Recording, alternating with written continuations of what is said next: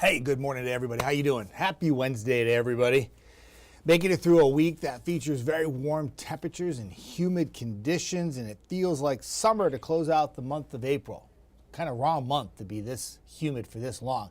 Temperatures already this morning soaring into the 70s to near 80, and we're doing that with a lot of cloud cover out there right now too. A lot of clouds this morning, but like yesterday, we popped more sunshine in the afternoon, and then the temperatures took off all the way up into the 80s, and it was very summer-like feeling. It will continue to be like that today. It's almost a repeat performance of what we had for Tuesday.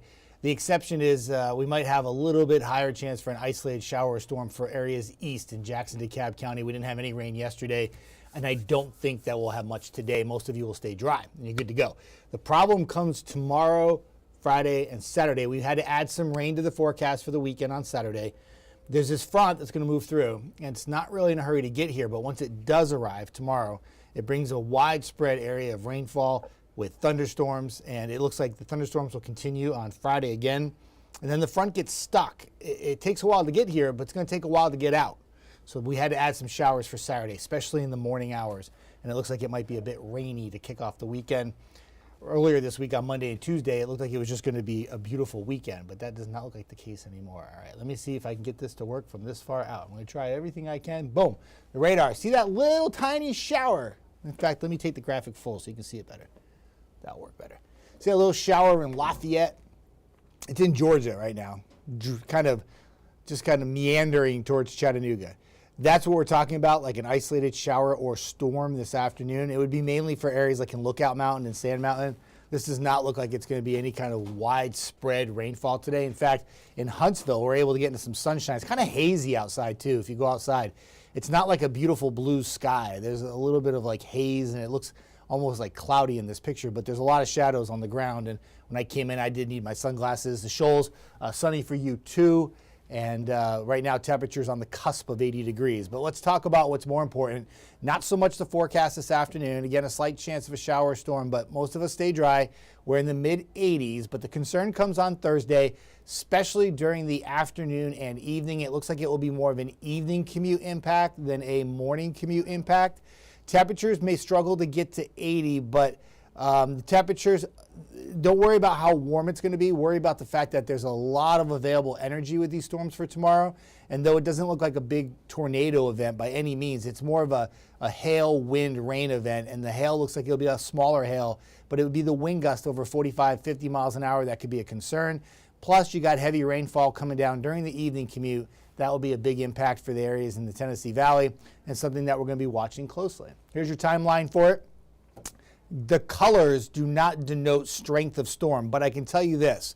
In the areas in red, between 2 and 6 for areas west, the storms will likely be stronger at first when they move into our area, and there will be a weakening as they move to the east. So areas like in Fort Payne or Albertville or Ider or Sylvania or Fife, not much in the way of probably severe weather or large hail or damaging winds for you. This will be mainly a rain event for you. When the storms will have the most juice is when they first move into like Lauderdale County, Colbert County, Franklin County in Alabama, and even Lawrence County, especially northwest Lawrence County, and probably western Limestone County. Areas in Huntsville, the storms will be weakening as they move across Huntsville and Decatur, and I call it the traffic triangle in Athens, but still packing a punch with heavy rainfall. And even if your gusts are only about 40, 45 miles an hour, that's still enough to knock some limbs down and maybe even cause a few isolated power outages. This will be one wave of storms. We'll have another one Friday and then lingering showers Saturday. But here are your storm threats.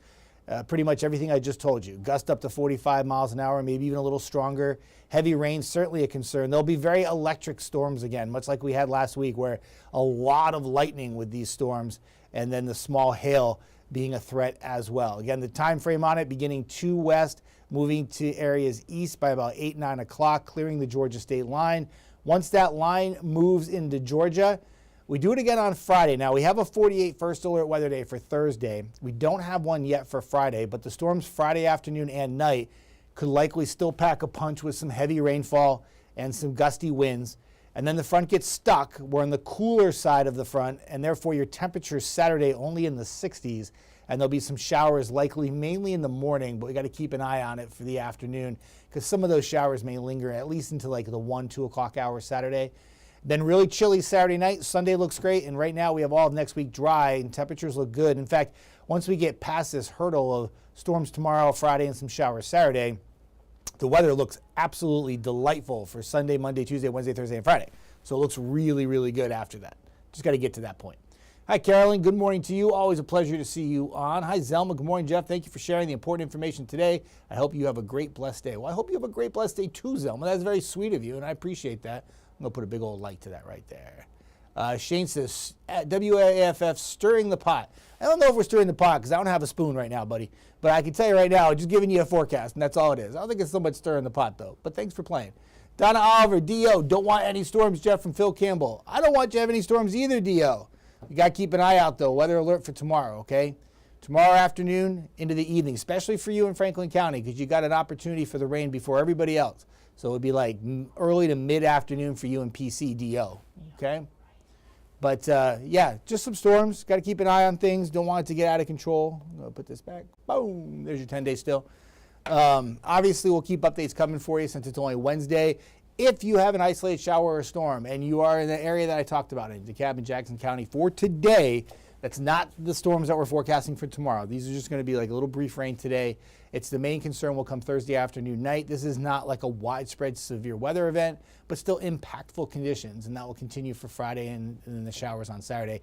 Probably what will get your attention most in that 10-day forecast is that the temperatures will be so cool on Saturday, only in the 60s. And then that night, if we clear those clouds quickly Saturday night, we'll have temperatures easily in the low to mid 40s probably. So when you wake up Sunday morning, we go from like a summer-like feel so far this week to more of like almost like a chill in the air late fall feel as we go into Sunday morning. So big time change there, but moderating temperatures for next week. So it doesn't last very long. I mentioned yesterday if you like to garden and you put some stuff in the garden and you're worried about frost or freeze, this is nothing like that. 40s. Not even remotely cold enough to be that way. So you're good to go. Hi, Roberta Smart. Always a pleasure to see you on, and I hope all is well. Roberta, you're so good about sending hellos in the morning, and I always appreciate that. I think it's very kind of you. D.O. says she will be safe, which is what we want everybody to be. You know, I think it was, I don't want to say it was last Thursday. It might have been the Thursday before that. We didn't really technically have any kind of severe thunderstorm warnings that were issued, but there was numerous trees down across the area. A lot of, like, we call them special weather statements where the winds were like only 40 to 50 miles an hour. Severe criteria is above 58, right? But I tell you right now, there was numerous power outages. My neighbor's house had a tree fall on the roof. They haven't been able to live in that house now for almost 2 weeks. They're waiting for the power to get restored. They had to fix the roof. They had a tarp on it. So the storms don't technically have to be defined as severe to be a big threat. They can still cause damage even if they don't hit that severe criteria, which is winds over 58, hail 1-inch diameter, and a tornado. And a lot of times, sometimes more widespread minimal winds can cause a lot of damage. And we saw that a couple Thursdays ago. And it was a big impact for parts of the area. I mean, the winds were, at my house, were about 50 miles an hour. But like I said, my neighbor's tree, whoop, it was an older tree. It was kind of rotted on the inside, but still fell and still caused damage. Whether it's rotted or not, it still fell. So, delete that. And is that Deanne, is rain going to linger into Saturday morning now, Jeff? Yeah, I added it there. Let me pull it back up again. I'll do fade back. There we go. So there it is, so you can see it a little bit better. So we did have to add some showers, Deanne. And I know for those of you who are going to the Strawberry Festival in Moulton, that's a huge bummer because it happens on, I think, Friday and Saturday. But that rainfall, the front just doesn't get out of here fast enough. Some of the forecast models yesterday were hinting that the rain would linger a bit on Saturday. And you just have to give in to them and say, okay. Now, I'll tell you this. The European model, okay, we'll call it Scenario 1, keeps the rain in through about 1 o'clock. But the GFS model, call it Scenario 2, actually pulls the rain out of here about like 8 a.m. So it's going to be something when I'm on air that morning on Saturday, I'm going to be watching very closely to see how much giddy up these showers have and how fast they'll move on out of here, because it will make a big difference on how you can adjust your day for your outdoor plans. Obviously, if the European model is correct, the rain lingers longer, it's going to put a damper on some of those outdoor plans for much of the day. But if the GFS is correct and it moves out by 8 a.m., most of you are still sleeping at 8 a.m. So it's out of here and you're gone and you have a great day and you can get outside and enjoy. You might even get a little sunshine late in the day based on the GFS model. So Carolyn says the ground is saturated. That is true. My backyard, pretty wet. I have to say though, the sunshine yesterday, Carolyn, actually really dried out my backyard. But we've had a lot of rain recently. Rainfall that you kind of need to have, unfortunately. Comes with the good, comes with the bad. But got to hit on these rain opportunities. We don't want severe weather, but you got to hit on these rain opportunities now, because come July and August, when we're begging for raindrops, then they're not found. We end up going into drought. So we want to try to get as much rain as we can April, May, and kind of prepare ourselves for what sometimes can be a very long stretch of dry weather come July and August, where it's just so hot and so humid for so long, and your only hope is to get one of those pop-up thunderstorms in the afternoon to provide a little bit of relief. But Kristen says April showers. Technically still yes, until we get to what, Thursday, right? It's tomorrow. When's the first day of May? Tomorrow, right? Yeah. They're April showers for the next almost 14 hours, and then they become May showers. I don't know what they bring in June though. Do they bring June flowers? I don't know. But April showers definitely bring May flowers. I know they do because my garden is growing. Shauna says, what time is the rain coming for tomorrow? You know what, Shauna? I'll go back to that graphic for you. There you go. You ask, therefore you shall receive. Storm timeline starts at 2 o'clock in the afternoon for areas in the red, for that yellowish kind of gross color in the middle, 3 to 7, and then the brown color to the east, about 4 to 8. The colors do not dictate strength of storm, but I can tell you in the red zone, probably the storms will be stronger when they first move into the Tennessee Valley, and as they move east, they will weaken, but they're still going to pack a punch with heavy rain and some gusty winds. If we're going to have a chance for severe weather, by definition, maybe a gust over 60 miles an hour, or maybe some larger hail, it would probably happen for you like in Waterloo or Florence, the Shoals, Tuscumbia, Sheffield, unfortunately Phil Campbell for Dio, Russellville, Red Bay, maybe even just into Lawrence County. We'll put Moulton in that, and even areas in like western Limestone County too. And for our Tennessee viewers, Lawrence County mainly, but then moving east into Giles County could also have a few stronger storms too. But even if you're not in that red zone where the stronger storms I feel like will be when they first move into the Tennessee Valley, you're still going to have thunderstorms. And if you have like thunderstorm anxiety, a lot of you do, if you have a pet at home that doesn't like to hear the rumble of thunder and you have to take necessary precautions to keep them calm, you have to make the preparations for tomorrow afternoon, because there'll probably be some thunderstorms for just about everybody. Strength will vary though across the area, of course. Kristen, thanks, Jeff. We appreciate it. Got you. You good? Thank you for watching. I appreciate it. Weather Extra. Tegan, I see you. What time can we expect for Friday, and is there a future cast for Friday? I don't have it loaded here, and I can't control the graphics in here, but the Friday afternoon would almost be the same time frame. The Friday afternoon storms, there's a big spread, and I'm trying to focus on Thursday first, and I'll deal with Friday down the road. But right now, Friday, maybe a little later in the day, Tegan, probably more like maybe 4 p.m. and then continuing to about maybe 1 a.m. Then there'll be a little lull in the action, and the showers will pick back up again Saturday morning before they move out. So pretty close to the timeline that you see here for Friday that you see on this graphic for Thursday. Probably, I don't think the storms Friday will quite be a concern. Will be a concern for any kind of hail or wind. It'll just be mainly rain, but we'll keep an eye on that for Friday. But timelines for both days are very similar. Maybe just a couple hours later Friday afternoon. I hope that helps. I'm still working on that graphic. I'm going to tackle one before I have to tackle the second one.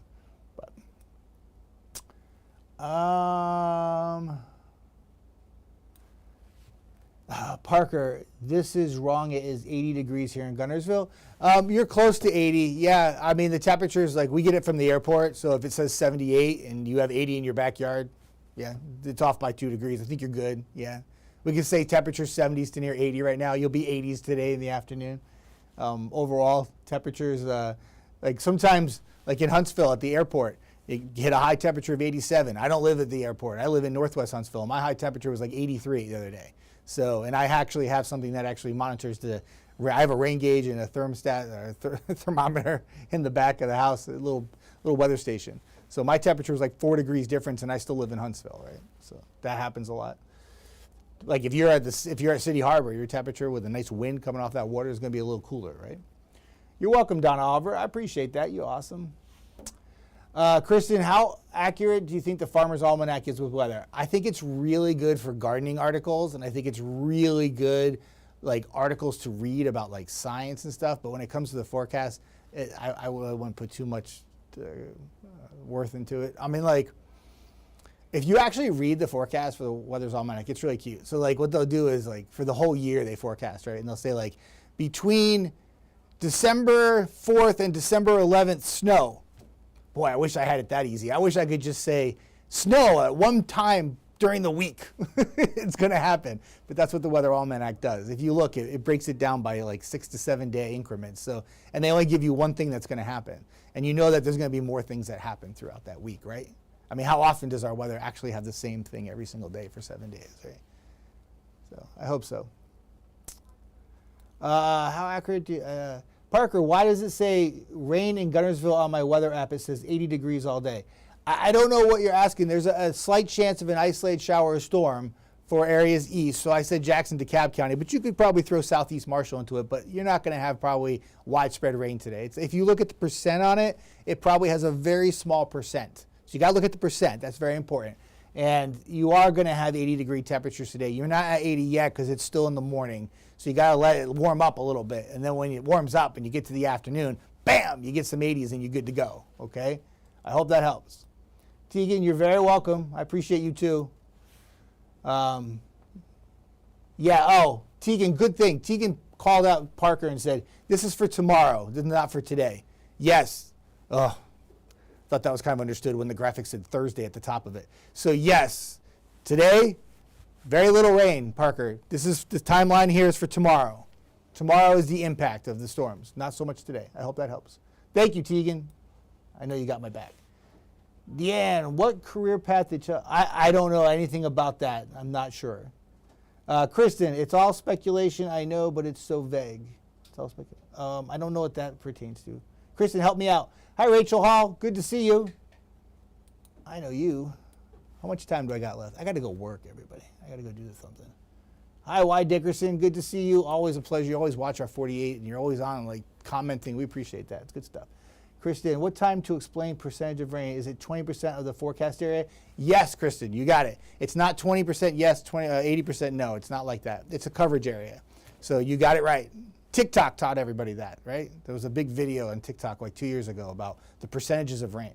Like when we say 50% rain, it's not 50% yes or no, like we don't know what we're forecasting. It means that like half the area is going to get rain, or what we think the forecast models are going to put out is like half the area will be impacted, if that makes sense. I like how you brought that up. That's awesome. Oh, Kristen says, I was talking about the Farmer's Almanac with the vague thing. Yes, that's right. Okay. Yes, what they do is they just essentially put a broad forecast out. And then there'll be somebody who like has the Farmer's Almanac and it'll say like, you know, I keep using snow, but you can say thunderstorms will impact the area from May 1st to May 5th, and then one thunderstorm hits on the 3rd, and somebody who really likes the Farmer's Almanac will be like, oh, they were right. They got it. It was perfect. Great forecast. And the other 4 days were sunny and beautiful, you know, but that's how it works. There you go, Parker. You got it. You don't have to say sorry. You're all right. It's always confusing when we dial up the need to let you know about storms like as much as we can ahead of time so you can prepare, right? So when we have storms for Thursday and it's Wednesday, and I'm talking about a graphic that's up right now that shows Thursday, you know, I got to make sure I let you know that. That's on me. I need to be better. Fort Payne, hi Adam, good to see you, and I'm glad you stopped in, but I got to go, everybody. So TVL happening at 11 o'clock. Peyton will be on, I'll be on, I'll have more of these graphics on here. That'll be from 11 to noon. Then new newscast, for those of you, Tegan was asking about the look ahead for like the rest of the week. I have that graphic in my noon show, and I'll put that on TV at noon, and I'll have that also. So we have updates coming from now until literally 1 o'clock on air, which is pretty cool, sort of. Means I just talk about the weather for like next 2 hours, which I love to do, which is great. Kristen says, it's like psychics. It's vague enough to get it right to some point. Yes. Like those medians are like, Is there somebody in the room with the letter A as their first name? Oh, all of you have the name A. That's great. That's a great forecast. That's awesome. Or I feel like you have a cousin maybe with the name Steve, Scott, Bob. And then they yell out, Steve. And they're like, I knew it. I knew it was Steve. I knew it. Yep. All right, I'm done. I gotta go. Everybody have a great day. And in all seriousness, prepare for a few storms tomorrow that could be strong or severe. Obviously, we'll have more updates coming with me on air here, but the GOAT, Brad Travis, will be in tonight, and he'll have much more in the forecast, not just for Thursday, but timing out the storms for Friday and how it will impact those weekend plans for you, okay? Have a good day, everybody.